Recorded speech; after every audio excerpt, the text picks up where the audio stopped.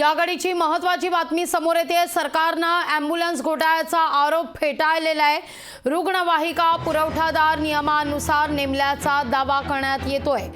8,000 कोटींचा ॲम्ब्युलन्स घोटाळ्याच्या आरोपाला आता उत्तर देण्यात आलेलं आहे। ॲम्ब्युलन्सचं कंत्राटाला सरकारच्या उच्चस्तरीय समितीची मान्यता होती। BVG कंपनीला दिलेल्या कंत्राटावरून आरोपांच्या सध्या फैरी झडतायत। सरकारनं ॲम्ब्युलन्स घोटाळ्याचा आरोप आता फेटाळून लावलेला आहे, जो आरोप ठाकरे गटाकडून वारंवार करण्यात येत होता।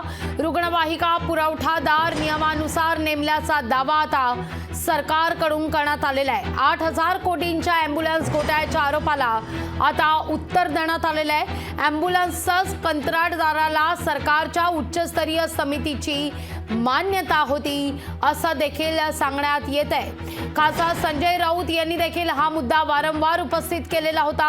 ॲम्ब्युलन्स घोटाळ्यासंदर्भात सरकार का उत्तर देत नाही या संदर्भात सवाल ठाकरे गटाकडून उपस्थित करण्यात आले होते।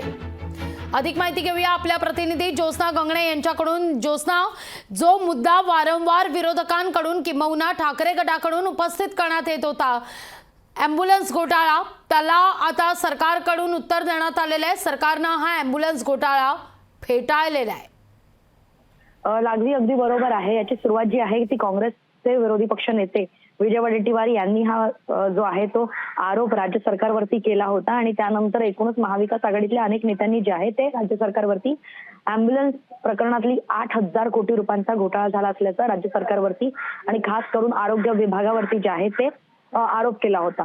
तर यावरती स्पष्टीकरण देताना आरोग्य विभागाकडून असं सांगण्यात आलंय की यामध्ये कोणत्याही प्रकारचा घोटाळा झालेला नाहीये। तर राज्यात जी आपत्कालीन वैद्यकीय सेवा पुरवण्यासाठी BVG इंडिया लिमिटेड या कंपनीला 1 मार्च 2014 रोजी 5 वर्षाचं कॉन्ट्रॅक्ट देण्यात आलं होतं आणि 2019 मध्ये हा करार संपल्यानंतर राज्य मंत्रिमंडळाच्या शिफारसीनुसार 31 जानेवारी 2024 पर्यंत कंपनीला मुदतवाढ देण्यात आली होती।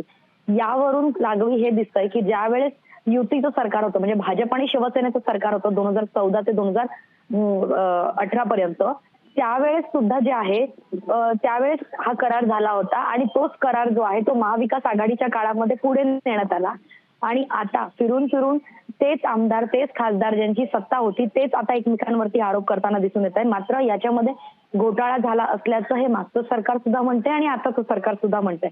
तर याच्यामध्ये एकूणच 8,000 कोटी रुपयांचा घोटाळा झाला असल्याचा आरोप जो आहे तो लावण्यात आलेला आहे आणि जो करार केला होता कंपनी सोबत, BVG इंडिया लिमिटेड कंपनी सोबत, त्या करारानुसार 233 ऍडव्हान्स सपोर्टिंग रुग्णवाहिका आणि 704 बेसिक लाईफ सपोर्टिंग रुग्णवाहिका, एकूण 937 रुग्णवाहिकांची आपत्कालीन सेवा जी आहे ती सुरू केली होती। त्यासाठी 357 कोटी रुपये एवढाच अंदाजित वार्षिक खर्च अपेक्षित होता।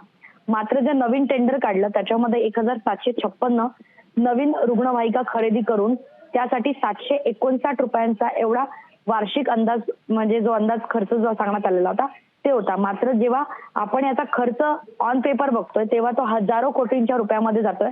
त्यामुळे या घोटाळ्याचा नेमका आरोपी कोणता हे शोधणं फार आता महत्त्वाचं ठरेल। कारण आपल्याला माहिती आहे की धन्यवाद तुम्ही दिलेला एकूणच सविस्तर माहिती करता। लोकशाही मराठी ऐका, पहा, जागरूक रहा।